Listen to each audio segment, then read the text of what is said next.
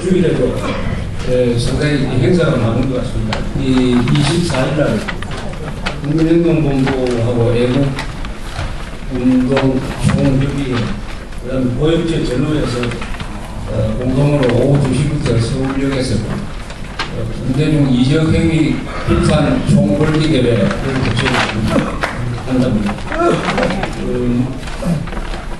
팩스를 보니까 국민행동본부에서 보낸 팩스를 보니까 큰 제목으로 김대중은 자수하라 이렇게 됩니다.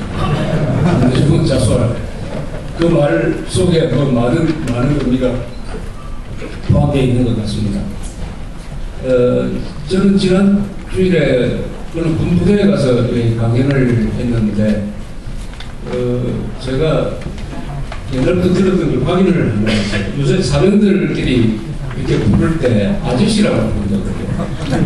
자기 부대에서는 이제 병장님 이렇게 하사님 이렇게 부르는데 직속 부대를 떠나면은 사병들끼리 만나면은 병장도 일병 보고 아저씨라고 부르거든요. 정우님이라고 부르라고 했는데 이게 정우님은 안 통하고 아저씨로 갖고 있다고. 그래서 군에서 그렇게 부르지 말라고 아무리 시켜도 안 된다고. 이게 보니까 계급 사회인데 군대는 계급이 무너지면은 작동을 안 하게 됩니다. 계급대로 불러주면 될 텐데 굳이 그것을 정우님이라고 부르라고 하는 사람도 문제죠.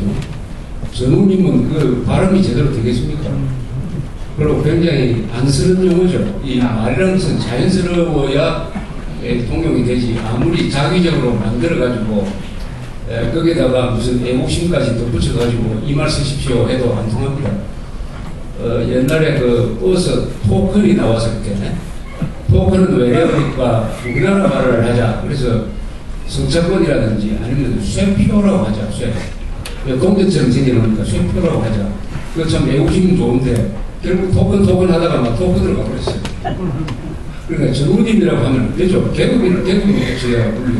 정우님 하면은 번역을 하면 뭐가 됩니까? 동무가 되는 거 아닙니까? 동무.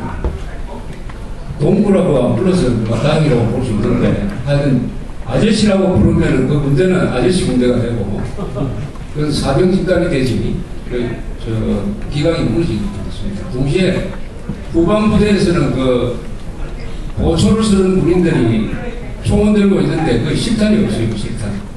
실탄을 지급하지 않고 있습니다. 사고가 난다고.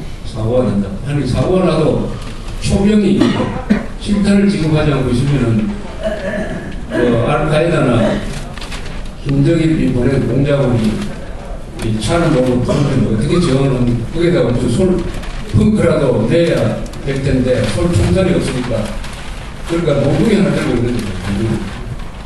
한 총령 같은데 그걸 알면은 초병을 습격을 가지고 총을 뺏어가고 다만 이제 탄약고 같은 것은 지킬 때 실탄을 가지고 있습니다. 그럼 냉반에 가면은 총을 일렬로 쫙 세워놓고 쇠사슬로 다 이렇게 묶어놓습니다.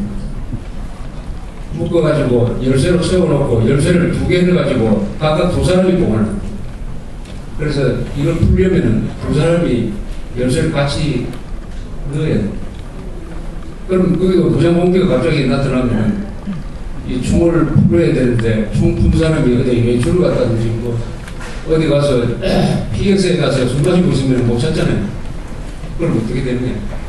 이게 다 어디서 나오냐면은 총기 사고가 나면은 상관은 문책하니까 문책 안 나가기 위해서 완전히 군대를 이렇게 만들어놨습니다. 우리하고 상황이 똑같은 데가 이제 이스라엘인데 이스라엘은 휴가 갈 때도 총을 들고 갈 뿐만 아니라 실탄을 가져갑니다. 총은 반드시 실탄하고 같이 있어야 되는 거 아닙니까? 아니 실탄 없는 총은 거의 몽둥이 아닙니까? 몽둥이 중에서도 질이 좀 나쁜 몽둥이입니다. 그래서 이스라엘 군대는 사병이 휴가 갈 때 반드시 실탄을 가져갑니다. 그러고 쏘느냐 마느냐는 것은 명령받고 쏘고 말고 결정할 게 아니라 본인으로서는 그 비상 상황이 처했을 때 거기서 합당한 조치를 하면 된다 이렇게 맡겨버립니다. 스미스는 전 국민이 예비군인데 그 집집마다 총을 다 보관합니다. 그리고 실탄도 다 보관합니다. 집집마다 실탄, 총 다 보관합니다. 미군들은 자기 총이 있어가지고 어떻게 부대를 옮길 때도 자기 총을 항상 가져갔다 그럽니다. 그러니까 총에 대해서는 얼마나 아끼는가. 그러니까 맨날 기름칠하고 또 총 가지고 이렇게 사격 연습 자세도 하다 보니까 사격이 잘 된다고. 그래서 우리 총하고 실탄을 한국에서 한국군이 분리한 이후에 이 사격 성적이 떨어진다는 이야기를 장교들이 많이 하고 있습니다. 그럴 수밖에 없죠. 총은 항상 우리의 생명인데 가지고 있어야지. 그리고 실탄을 끼워 놓은 총을 들여야 정신을 차리는 거 아닙니까? 그러면 오히려 사고가 안 납니다. 사고가 안 나요. 우리가 길 가다 꼬불꼬불한 게 난 떨어지기 위해서는 잘 사고가 안 나죠.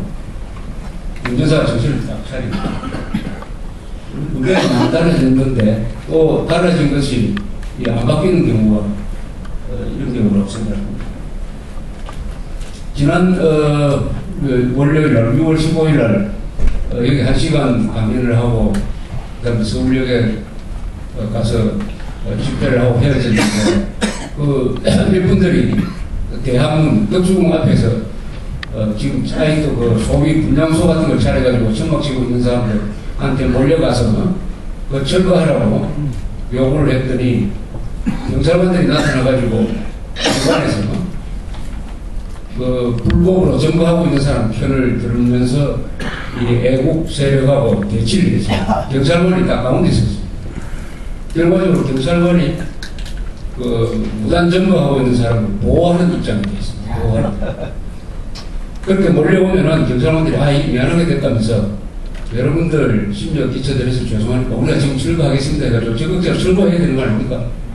그런 짓은 안 하고 불법을 저지르는 사람과 그 불법을 고발하는 사람들 중간에 서가지고 결과적으로 저 사람들을 편들다 보니까 아직도 그 서울의 얼굴이 어떻게 보면 대한민국의 얼굴이라고 볼 수 있는 그 궁궐 앞에서 완전히 저렇게 수라장을 만들어 놓고 구청에서 철거해달라고 공문을 보냈는데 경찰에서는 철거하려면 구청에서 하라 우리는 모르겠다 이렇게 지금 나오고 있습니다.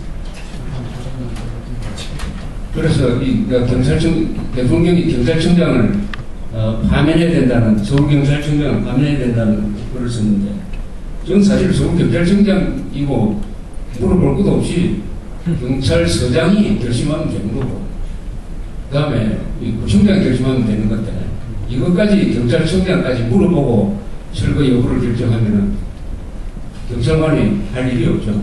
그러니까 누구를 잡을 때도 당신은 좌익입니까 우익입니까 물어보고 나는 좌익이라고 하면 경찰청장한테 전화해가지고 잡을까요 이렇게 허가받아야 되는 이런 상황이 지금 연출되고 있습니다. 앞으로는 좌익 잡을 때는 경찰청장도 안 되고 저 이제 대통령한테 직접 물어봐야 되겠습니다. 그러나 지난 한미 정상회담 참 잘 됐습니다. 한미 정상회담 잘 됐습니다. 그런데